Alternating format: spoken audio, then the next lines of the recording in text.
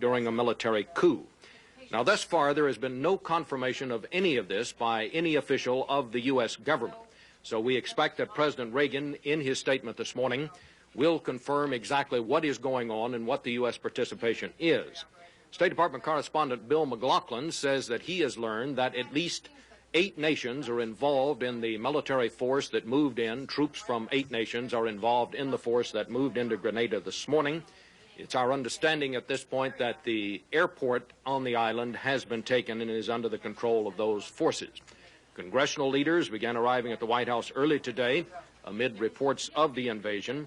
There were unconfirmed reports that an evacuation of 800 to 1,000 Americans by U.S. Marines who, as we say, had gained control of the airport was already underway. A White House assistant who was watching television reports of all this morning told a reporter the news programs have got most of it, but he said at this point he could not confirm exactly what was going on. There was an air of excitement, we're told, around the White House, presidential aides scurrying around, but they would not talk about any of this. As late as last night, officials at the Pentagon, at the State Department, at the White House were denying that there had been a landing by U.S. Marines on Grenada. CBS News at one point had received a tip yesterday that U.S. Marines had already landed. President of the United States and the Prime Minister of Dominica. Now, I believe the President is about to make his statement.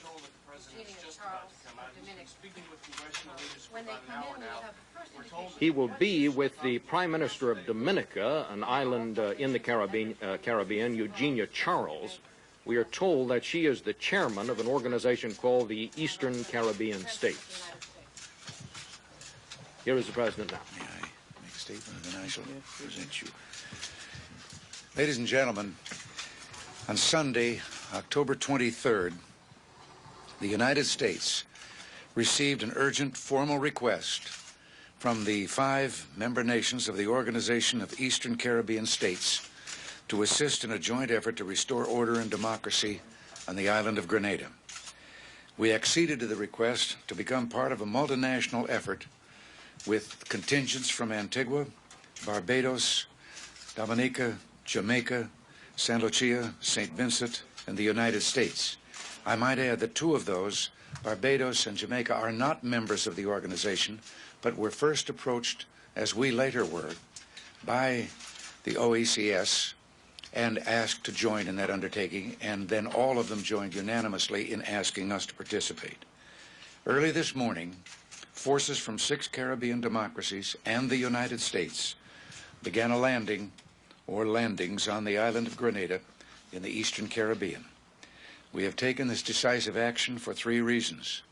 First, and overriding importance, to protect innocent lives, including up to 1,000 Americans whose personal safety is, of course, my paramount concern. Second, to forestall further chaos. And third, to assist in the restoration of conditions of law and order and of governmental institutions to the island of Grenada, where a brutal group of leftist thugs violently seized power, killing the Prime Minister, 3 cabinet members, 2 labor leaders, and other civilians, including children. Let there be no misunderstanding. This collective action has been forced on us by events that have no precedent in the Eastern Caribbean and no place in any civilized society. American lives are at stake. We've been following the situation as closely as possible. Between 800 and 1,000 Americans, including many medical students and senior citizens, make up the largest single group of foreign residents in Grenada. From the start, we have consciously sought to calm fears. We were determined not to make an already bad situation worse and increase the risks our citizens faced. But when I received reports that a large number of our citizens were seeking to escape the island, thereby exposing themselves to great danger, and after receiving a formal request for help, a unanimous request from our neighboring states, I concluded the United States had no choice but to act strongly and decisively. Let me repeat, the United States' objectives are clear: to protect our own citizens, to facilitate the evacuation of those who want to leave, and to help in the restoration of democratic institutions in Grenada. I understand that several Caribbean states are asking that the Organization of American States consider the situation in Grenada. Our diplomatic efforts will be in close cooperation with the Organization of Eastern Caribbean States and the other countries participating in this multinational effort. And now I am very happy and proud to present to you the chairman of the Organization of Eastern Caribbean States and the Prime Minister of Dominica, Prime Minister Charles. I think we were all very horrified at the events which took place recently in Grenada. We, as part of the Organization of East Caribbean States, realizing that we are, of course, one region. We belong to each other, our kith and kin. We all have members of our state living in Grenada. We're very concerned that this event should take place again.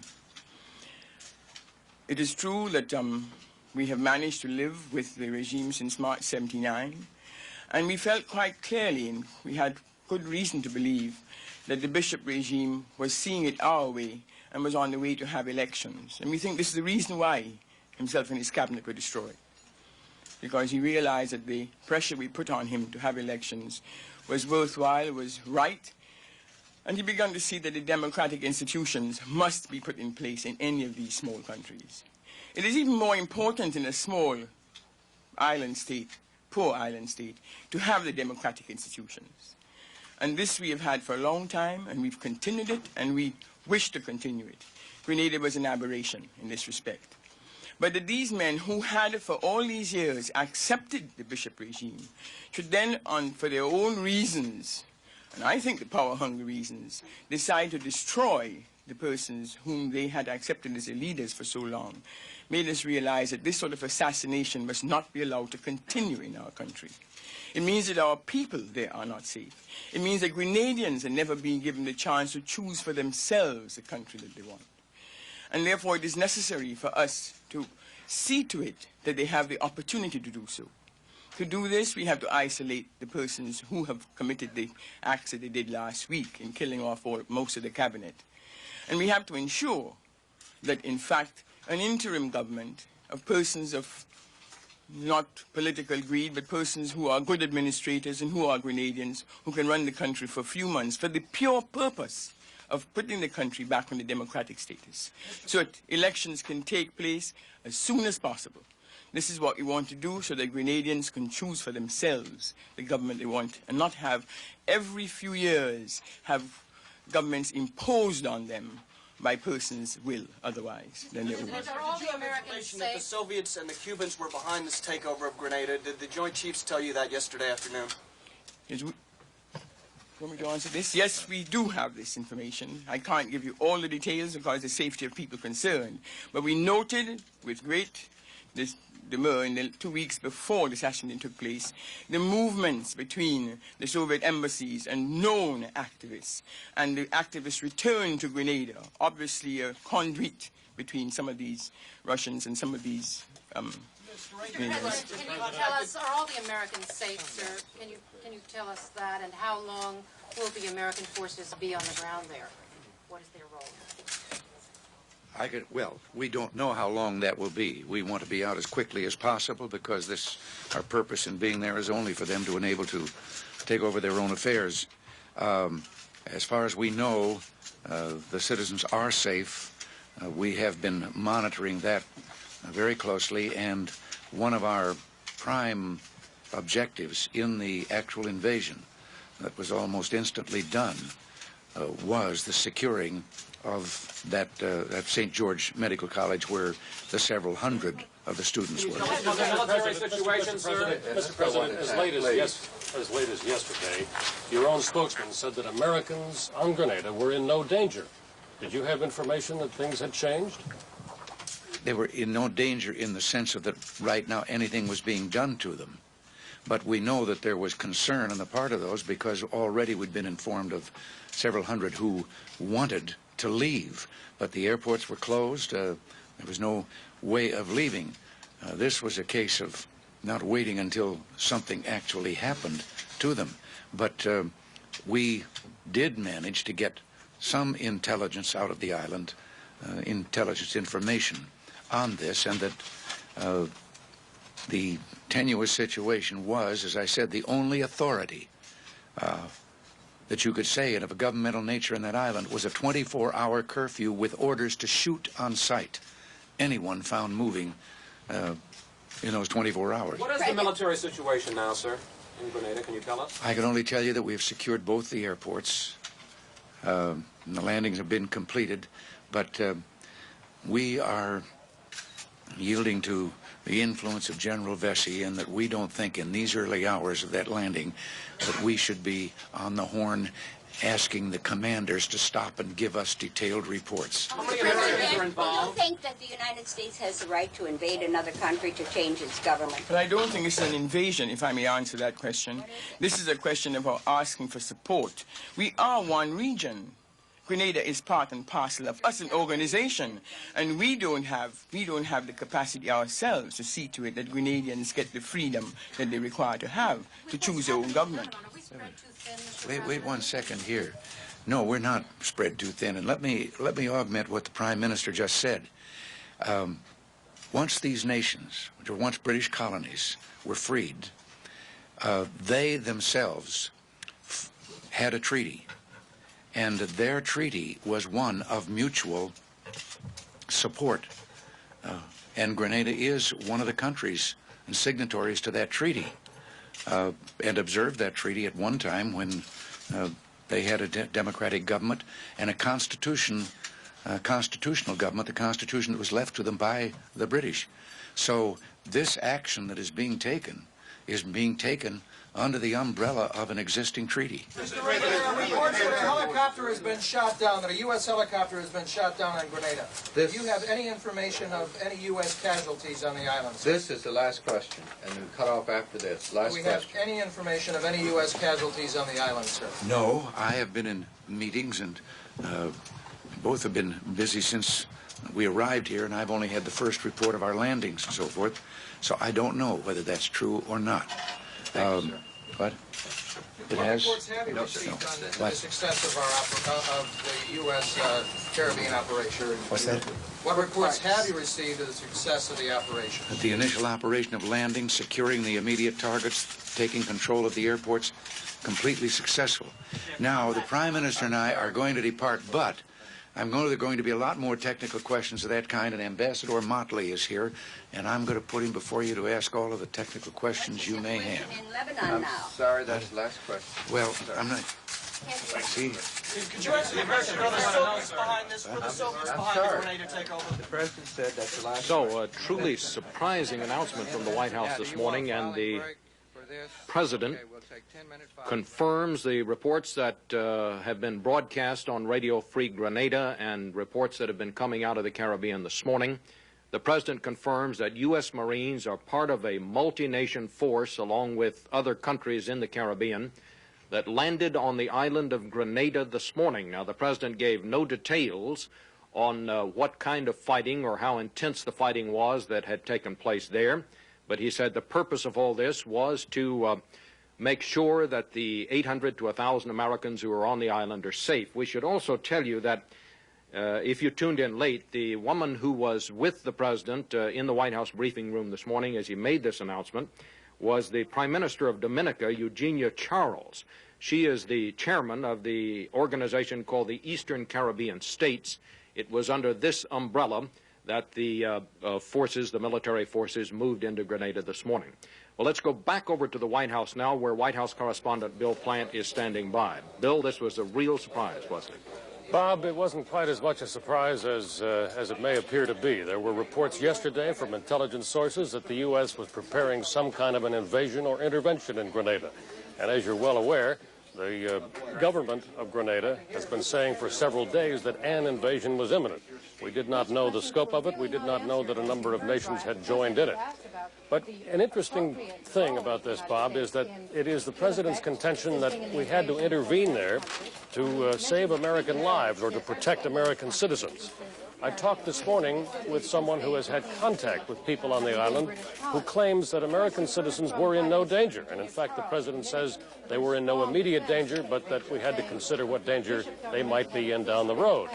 There is an argument being made already on the other side that this invasion itself is going to put American lives in jeopardy, which were not before. Bill, we did not get very many details from the president on exactly what is taking place there, but according to the reports there, the operation has cut in half this island nation, where about 110,000 people live and where these 800 to 1,000 Americans or students at a medical school there are. All of this came about, of course, last week after a coup on the island, a coup which U.S. officials admitted all last week they really didn't know very much about. The United States has diplomatic relations with Grenada, but administers them from the neighboring island of Barbados. There were no diplomatic personnel on the island, U.S. personnel on the island when all of this took place. So finding out just what happened here was the first thing that U.S. officials had to do. Bill? Bob, if I can just add something to that. Apparently the only communications link that the U.S. has had with that island is through the facilities of the medical school on that island and their office in New York, a telex machine which I'm told the Department of State has been using to get its information. As you know, 2 American diplomats were allowed in there Sunday to assess the situation. The president's second reason for supporting this invasion was to evacuate those who want to leave. And there are disparate reports about that, too. One source tells CBS News that perhaps only 30 or 40 of the 600 American students on that island wanted to get out. The president put the number in the hundreds. And as for restoring law and order, well, we don't have anything fresh on that. Bob? Well, Bill, are you able to find out or get any feeling for why the president did indeed think this was necessary? If as you say, U.S. officials were telling you only this morning that the Americans on the island were not in danger. That seemed to be the center of the argument that the president was making this morning, that all of this was carried out to ensure that those Americans were safe. Well, we asked the president about what his own spokesman had said yesterday, which was that Americans on Grenada were not in danger.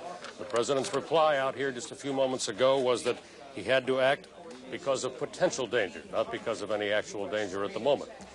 Obviously, this is something that the United States government did at the behest of those other island nations. Perhaps, and I emphasize that this is speculation, seeing it as an opportunity to make a strong statement of U.S. force after what's happened to the United States in Lebanon. Bill, what do you hear about what the situation is there? What information are we getting about why this coup took place? And perhaps we ought to review a little of that first. It was last week that the Prime Minister, or the man who called himself the Prime Minister, Thomas Bishop, was killed. He had been under house arrest, and then a group of people, a large group of people, came to his house. He left the house and reportedly went toward the military headquarters of the island, and then he was shot. The government says that he was handing out guns to the crowd. Some members of the crowd reported that he was simply executed with other members of the government. Now, Mr. Bishop had been pointed to as one of those who had warmed up ties to Cuba and to Eastern Europe and the Soviet Union when he overthrew the democratic government on Grenada in 1979.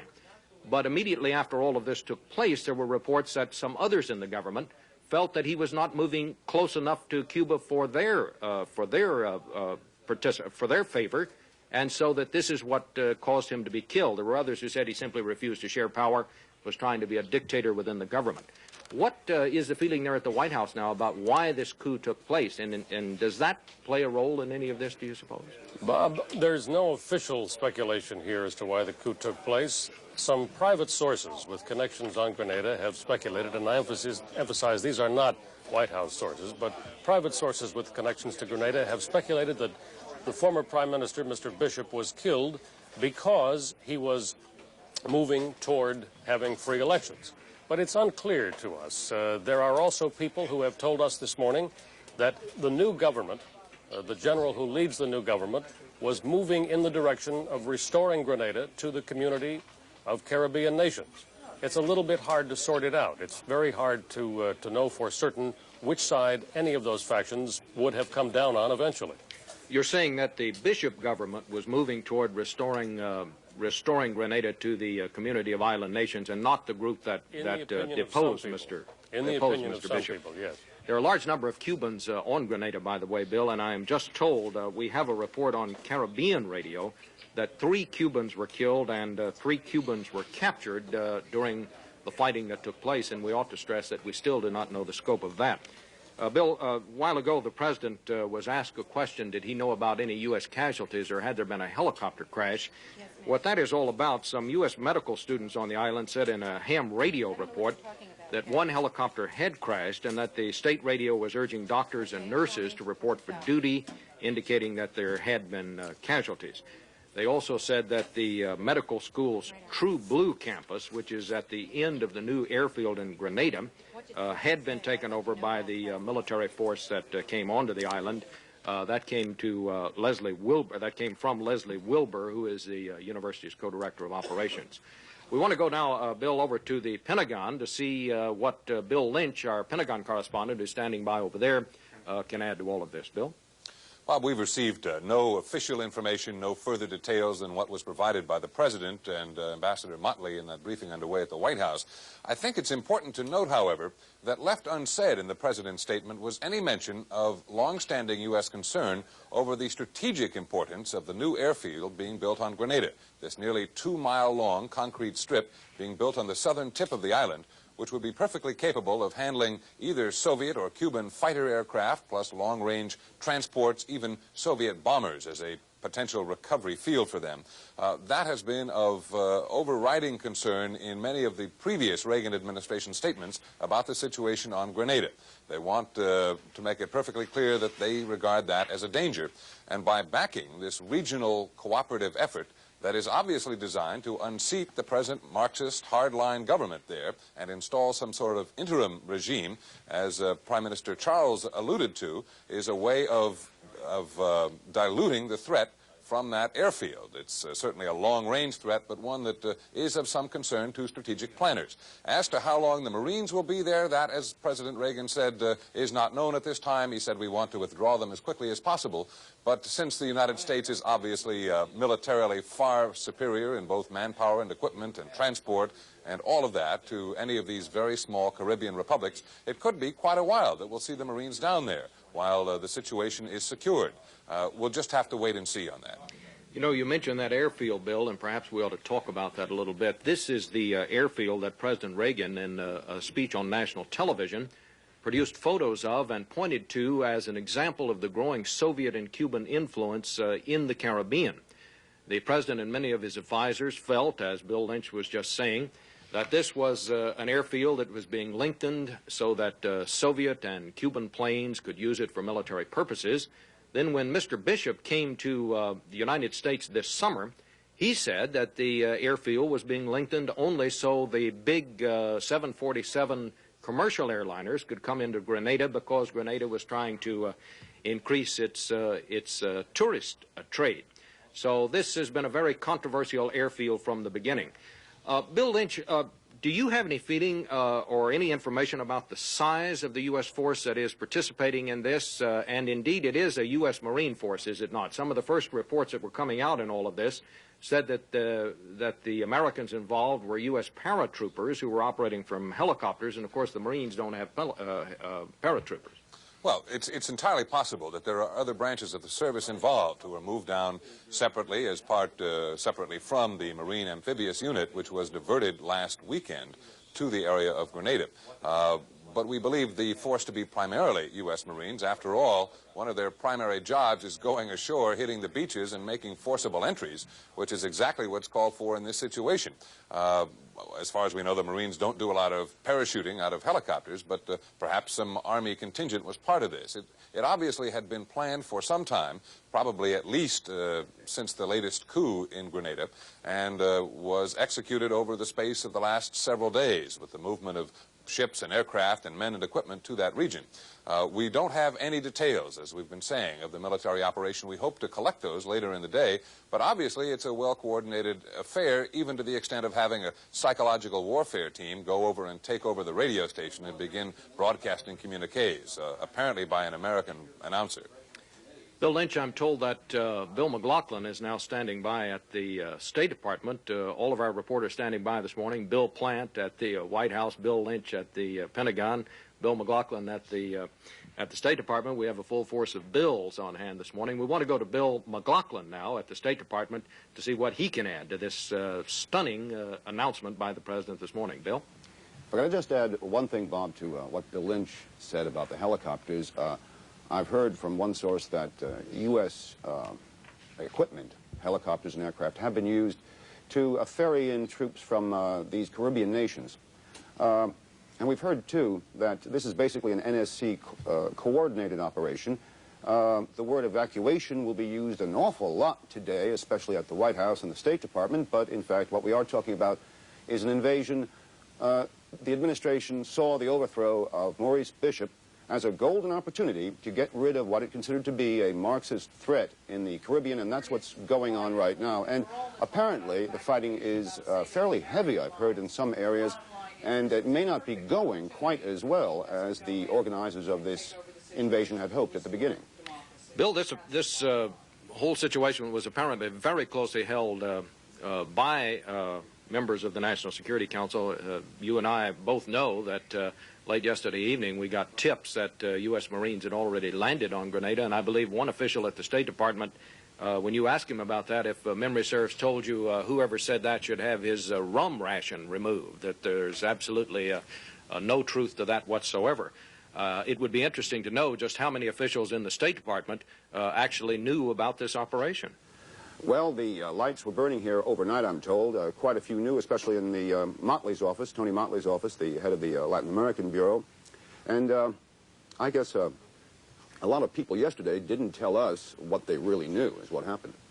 I'm told, Bill, that House Speaker Tip O'Neill said that he was called about 10 o'clock last night by White House Chief of Staff James Baker. Mr. Baker told him that the United States was going to participate in the Grenada invasion. O'Neill says that Baker told him that the operation would get underway at about 3:30 this morning. That certainly seems to jibe with everything that we know about this situation so far. Perhaps we ought to review, in case you're tuning in late, as to just what has happened this morning and just what has been revealed. President Reagan at the White House met with reporters this morning. At his side was the Prime Minister of Dominica, which is an island nation in the Caribbean, Eugenia Charles, and she is the chairman of an organization called the Eastern Caribbean States.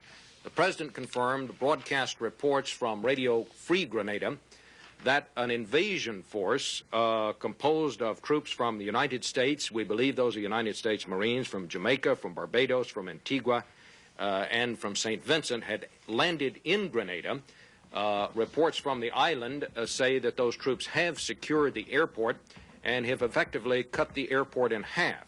Now, Grenada was the scene in the last 10 days of considerable violence as the leftist government there was overthrown by former supporters of the Prime Minister Thomas Bishop. Thomas Bishop was a leftist who had warmed up ties between Grenada and Cuba and the Soviet Union, but was apparently overthrown and later shot and killed by those by apparently even harder line Marxist forces within his own government. There's been considerable turmoil, and very little has been known about what has actually been going on there since then. There are 800 to 1,000 Americans on the island, most of them students or faculty at a medical school which is located there. We are told that they are all safe, but the President said this morning the reason for this invasion was to make sure that they remain safe and to evacuate them if that becomes necessary. Sandy Gilmore, CBS News correspondent, has been monitoring Caribbean radio from Barbados, and we're going to have an audio report from him now. The Caribbean broadcast station has just reported news from the island of Grenada, saying that so far the only report of fighting which has come in is fighting between the Caribbean peacekeeping force and Cuban troops. Caribbean radio here in Barbados claims that 3 Cubans have been killed and 3 Cubans have been taken prisoners. It is not known how large the Cuban contingent is. It is known that yesterday morning a Cuban aircraft, a small airliner, did fly into Grenada. Caribbean radio here also announces that the headquarters for this invading force is in the process of being set up here on the island nation of Barbados, presumably out at the airport. So at this point, the first reports of casualties, evidently 3 Cubans, according to Caribbean radio, and 3 Cubans taken prisoners. Sandy Gilmore, CBS News, Barbados. Sandy Gilmore reporting from Barbados with that report that 3 Cubans had been killed and 3 had been taken prisoner. At this point, we have no report on whether there have been any U.S. casualties in all of this. There is a report by ham radio from medical students on the island that a helicopter did crash during all this, but the president said during his appearance in the White House press room just a while ago that he had no information at this point as to whether there had been any American casualties. To repeat, the president confirmed this morning that U.S. troops were among the forces from 6 nations in the Caribbean that landed on the island of Grenada today. Grenada, which has been the scene of turmoil over the past week. The president said the Marines have landed there to make certain that the Americans on the island remain safe. We have no information at this point, official information, on the scope of the fighting. Apparently there has been some fighting there. We, of course, will keep you informed and up to date on all of the developments in this situation. When we have more information, we'll bring it to you on the CBS News stations. And, of course, we'll have a complete wrap-up on the CBS Evening News tonight with Dan Rather. From Washington, I'm Bob Schieffer, CBS News. For those of you still watching the CBS Morning News, don't leave us. We'll be continuing. Fighting is reported fierce, and the invaders reportedly have taken control of the island's 2 airports and have set up a radio station. At the White House this morning, President Reagan gave the reasons for the U.S. action.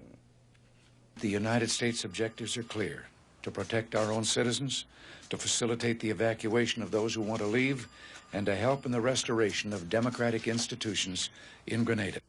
About 2,000 U.S. Marines and Army Rangers are reportedly involved, along with a token force from other island nations. In a late report, President Reagan says U.S. troops have suffered some casualties. A U.S. helicopter was reportedly shot down. That has not yet been confirmed. 3 Cubans were also reported killed. A student at St. George's Medical School, which has many American students, reports via ham radio that he hears heavy fighting in the vicinity of the school. One campus of the school is now reported to have been occupied by U.S. Rangers. Now this. Smucker's gives you this much taste with only half the sugar of regular jams. Smucker's low sugar spreads. U.S. Marines in Beirut were on maximum alert today after reports there that 3 more trucks loaded with explosives were circling their positions. The American death toll from Sunday's bombing is now 207. Dan Rather, CBS News, New York. More news later on this CBS station. This is CBS.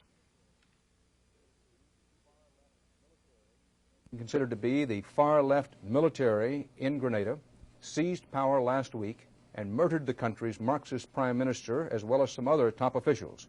As many as 1,000 U.S. Army Rangers and 500 Marines were involved in today's invasion, and there apparently was also a parachute drop by U.S. forces. Our Pentagon correspondent David Martin has just left a Defense Department briefing and is in Washington.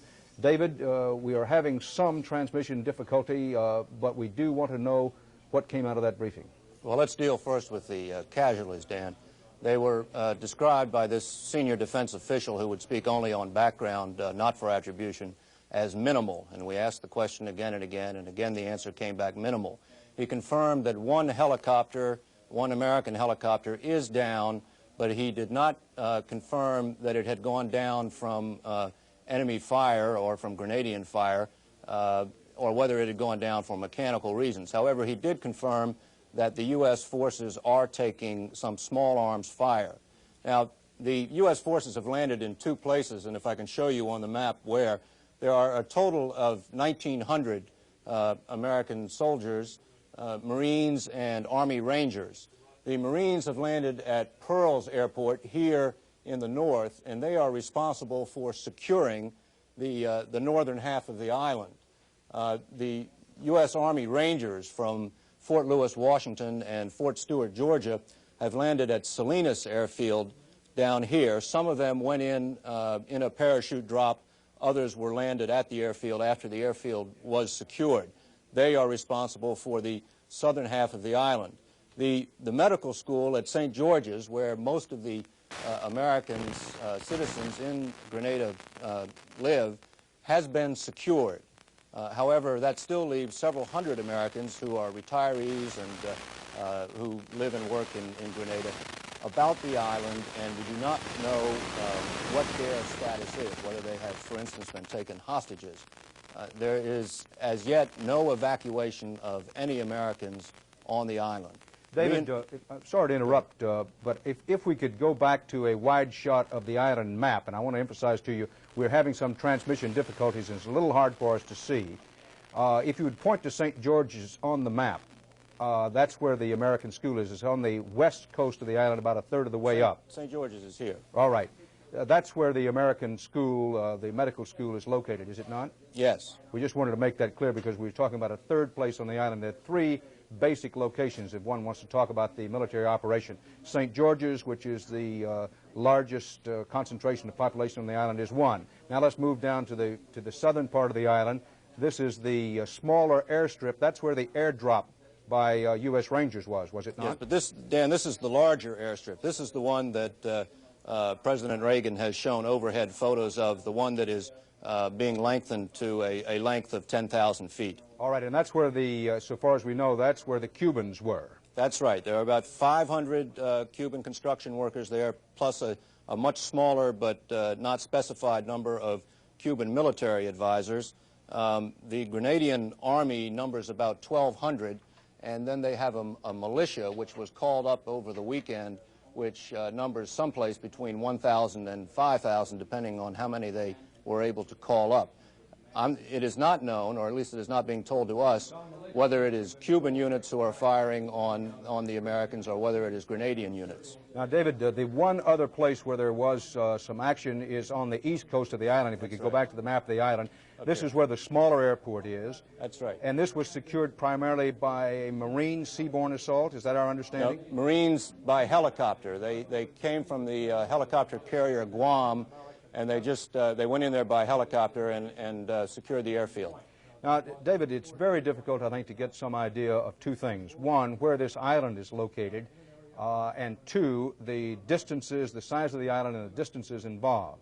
So first, let's point out that the island is much closer to Venezuela and South America than it is to the United States. Now, the overall size of the island in terms of area is about 130 square miles. It'd be roughly the size, geographically, of the city of Philadelphia. It has about 110,000 people. That make it, on the whole island, that'd be about the size of Cedar Rapids, Iowa. Now, do you know the distances involved here? Roughly how far is it from St. George's down to the larger airport where the Cubans were? Well, we have a scale on this map, and that is 2 miles there. So if I were to lay that on here, it looks like about 2 miles between St. George's and the airport. All right, St. George's and the airport where the U.S. Rangers made an airdrop, a parachute assault, and about how far would it be from St. George's across the island to the other airstrip where the Marines made their helicopter assault? Well, let's just quickly go across 2, 4, 6, maybe 8 to 10 miles. Which gives us some aid in getting in context just how small this island is. That while it may look large on that map, that it is indeed a tiny island. Anything else about the casualties?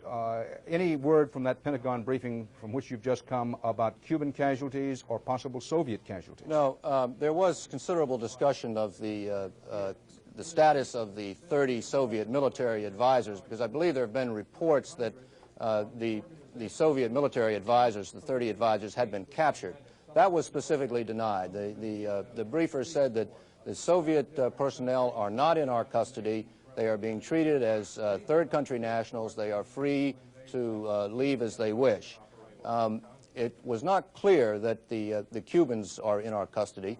All that was said there was that we hope that the Cuban construction workers leave as a group, and then it was pointed out that there is a Cuban ship in the harbor at St. George's here, and obviously the aim is to load them on that ship. David, so far as we know, the casualties that were mentioned among Americans were casualties involving U.S. military people. Was there any word of casualties of American civilians on the island? The question was asked, and there was no answer. So here's what we know, or what we're told by the Pentagon, that there were some American military casualties. How many and the extent to which we took casualties is unknown. Is that correct? That's correct. They're described repeatedly as minimal. One helicopter was hit and down. We have no other details on that. No, one helicopter went down. They are not sure whether or not it went down as a result of being fired on. The Cubans, we are not certain whether any Cubans were wounded or killed. That's right. We are not certain whether any Soviet advisors or Soviet nationals were hit or killed. That's right, and no reports that they were. At last report, were the American forces taking any gunfire anywhere? Yes, they were taking small arms fire, but it was not made clear whether the small arms fire was occurring up here at Pearls or down here at Salinas. And the Army troops came from Fort Lewis in Washington and Fort Stewart in Georgia. That's right. And the Marines were those Marines who left Camp Lejeune, North Carolina, a week or 10 days ago, maybe less than that, originally headed for Beirut, but diverted to this area for this assault. That's right, and there are a total of 1,900 Marines.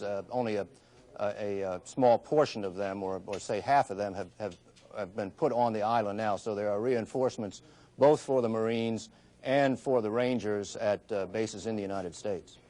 David, we want to go to Bill Plant, our White House correspondent, but if you'll stand by there at the Defense Department. Bill, the White House has been following what's happening on Grenada, obviously. Also, they've been charting reaction. What's your assessment of the overall reaction they've been getting from Capitol Hill, the American public, and from on Grenada itself? Dan, as you know, there were congressional leaders in here last night and again early this morning to be briefed on this operation. The reports coming out of that vary a little bit. The chairman of the Senate Foreign Relations Committee, Senator Percy of Illinois, did say that there was no great congressional objection. But we have also heard that Speaker O'Neill may in fact have had more than a few objections. So I think the reaction from Capitol Hill is going to build as the day goes on. I want to note, Dan, that we did hear the president a little earlier this morning when cameras were in the Oval Office taking photographs, respond to a question about casualties. He said that there had been casualties. I know there are casualties, he said, but I don't have any official report right now. Now, of course, we don't know for certain whether he meant U.S. casualties or not. What's going on behind me at the moment is the regular daily White House press briefing with Deputy Press Secretary Larry Speaks, who is running over the events of last night and earlier this morning. So far, nothing new. Dan? Bill, I noticed that Speaks has a map up to his left. I assume that that's a map of Grenada, and he's explaining basically what we've been told at the Pentagon. That's correct, Dan. That's the same map that was used here in an earlier briefing by the Assistant Secretary of State for Inter-American Affairs. Bill, recapitulating what the president said when he first appeared this morning and officially announced this, why have we invaded Grenada? The president gave 3 reasons for the invasion of Grenada or for the U.S. support of that action. They were to protect American citizens, to facilitate the evacuation of those who wanted to leave, and to restore law and order. Now, there's been some dispute over just exactly how much there has been, how much reason there has been to be concerned for the safety of the Americans on the island. The Deputy or Assistant Secretary of State, who was in here earlier, claims that they were concerned about possible terrorist actions. They said that those 600 medical students could be a target for hostage-taking. But we had reports much earlier this morning that the dean of the medical school down there didn't believe that there was all that much of a problem. Bill, personally and frankly, I don't believe this myself, but the question is being asked, people telephoning into our studios, and my question to you is this question being asked at the White House, is whether in any way the timing of this invasion of Grenada was timed to, in effect, knock the sad news from Beirut of 207 U.S. military people killed there off the front page. And let me just tell you this. We were told this morning that this action in Grenada has been in the planning stage for well over a week, certainly since the takeover or the elimination of the previous government on the island of Grenada, which was on October 12th, more than a week ago. So if this has been in the planning stages for that long, that probably doesn't have anything to do with the timing of what happened in Beirut. However, we do know that the final go-ahead was given at a meeting of the Joint Chiefs of Staff by the President yesterday. So that would tend to put down any thought that this was suddenly conjured up as something to take the heat off of public opinion in Beirut. Clearly, if it's been in the planning stages for a week or 10 days, that it wasn't something that suddenly came up and the military said, we want to go in, and the President said, yes, go in. The only It looks that way, Dan. sorts was the Thank you, Bill Plant. military If you'll council. continue to stand by as David Martin is at the Pentagon. Right now, we want to point out that we monitored just a short time ago an English-language broadcast by Moscow Radio giving the Soviet version of what happened this morning on Grenada. Using concocted pretexts, the Reagan administration sent over 20 warships to Grenada's shores. Speaking in Washington on the subject, the president cynically said that the goal was to demonstrate the determination of the United States to defend its so-called backyard and not to permit, as you said, communist presence in the Western Hemisphere. In this way, Washington is indicating that Grenada is only the first target of United States armed intervention in the affairs of countries in the Caribbean and in Central America, whose policies don't suit the United States. That was Radio Moscow, as monitored a short while ago. Reviewing quickly, U.S. military forces, along with a token force representing other Caribbean nations, have invaded the small island of Grenada. The U.S. forces have taken some casualties, the extent of which is not yet clear. One U.S. helicopter was downed. Whether it was downed by fire or not is unclear. U.S. Army Rangers from Fort Lewis, Washington and Fort Stewart, Georgia, made an airdrop. About 700 or 1,000 U.S. parachutists made an airdrop at the southern tip of the island of Grenada. U.S. Marines moving by helicopter made a landing on the east coast of Grenada, both of those to secure the airports in those locations. The other military action was centered around St. George's and the the school at St. George's, where many Americans attend school, many of them medical students. No casualties have been confirmed among Cubans or Soviets on the island. CBS News will continue to monitor the fast-moving developments in and around Grenada and report them as warranted through the day. We also will be monitoring developments in Beirut, where the death toll of U.S. military men now has reached 207. We'll have full details on both of these stories and all other news on the CBS Evening News. For now, Dan Rather, CBS News, New York. This has been a CBS News special report.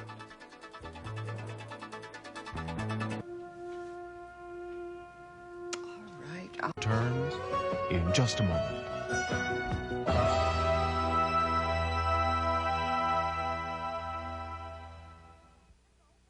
Tonight, I've got to know what happened. Ben must unravel a deadly cover-up to solve a murder when Time Daily guest stars. But is she a victim or a killer on the Mississippi?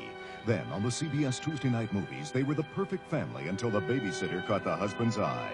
Loretta Swit and Melissa Sue Anderson in First Affair following the Mississippi tonight. This is CBS.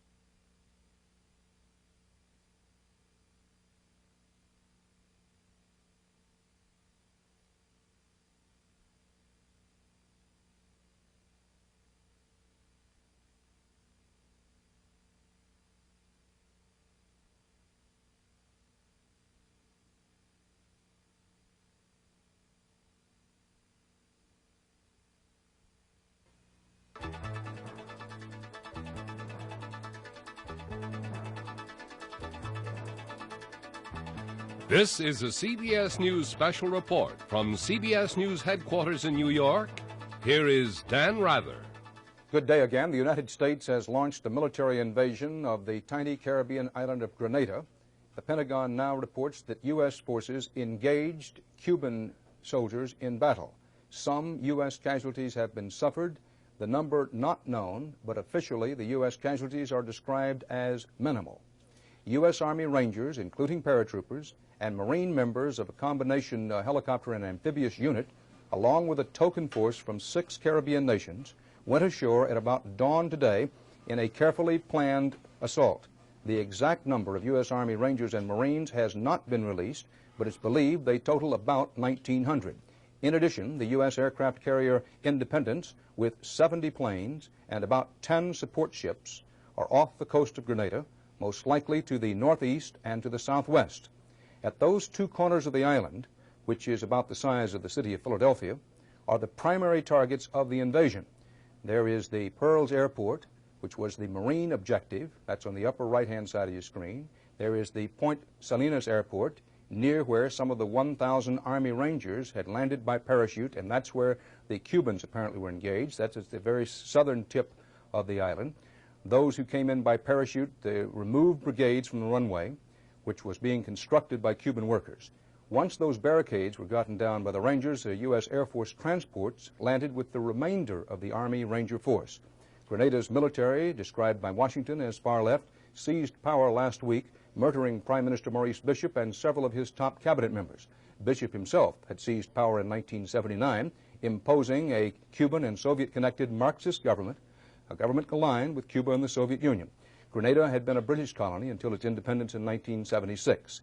In the British House of Commons today, Prime Minister Thatcher was subjected to tough questioning about the American and the invasion by American troops and others of Grenada, and she told the Parliament that Britain did not agree with the action. We communicated to the United States our very considerable doubts which Her Majesty's government had about initiating action, and asked them to weigh carefully several points before taking any irrevocable decision to act. That was Margaret Thatcher before the British Parliament, indicating that while she was informed yesterday afternoon about the invasion that was to take place this morning, that she had some grave reservations about it and had expressed those to the Americans who informed her. Now, about an hour from now, United States Secretary of State Schultz will hold a news conference about the invasion of Grenada. CBS News will broadcast that news conference live. Between now and that time, CBS News will monitor the fast-developing events, and we will report them as warranted. We will be on the air with the Schultz News Conference definitely in about an hour. For now, Dan Rather, CBS News, reporting from New York. This has been a CBS News special report.